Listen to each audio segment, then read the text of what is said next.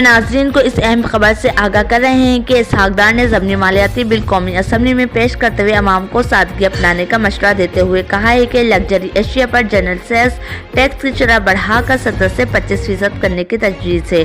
वज़ीर ख़जाना ने यह भी बताया कि शादी हॉल्स की तकरीबात के बिलों पर 10% टैक्स आयद करने की तजवीज़ है, जबकि सिगरेट और मशरूबात पर फेडरल एक्साइज ड्यूटी की शरह में इजाफे की भी तजवीज़ है।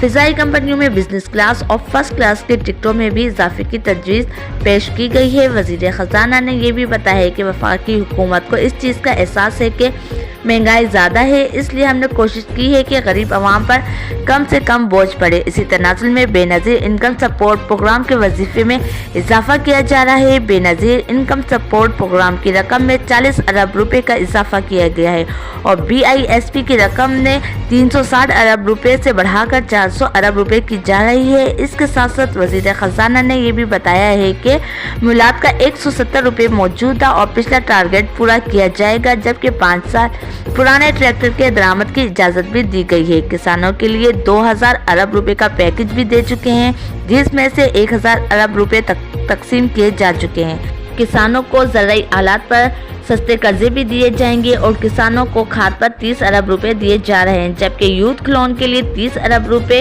रखे गए हैं। 75,000 सोलर ट्यूबवेल लगाने का अवध भी जारी रखा गया है। इसके साथ मजीद डिटेल्स भी आपके साथ शेयर करें कि उन्होंने ये भी बताया है कि उदयात पेट्रोलियम स्पोर्ट के LC खोलने का नोटिफिकेशन भी जारी कर दिया गया है। इब्तदाई तौर पर माशी तरक्की की रफ्तार सुस्त हो गई, मगर बाद में ये शरह 4% तक जाएगी।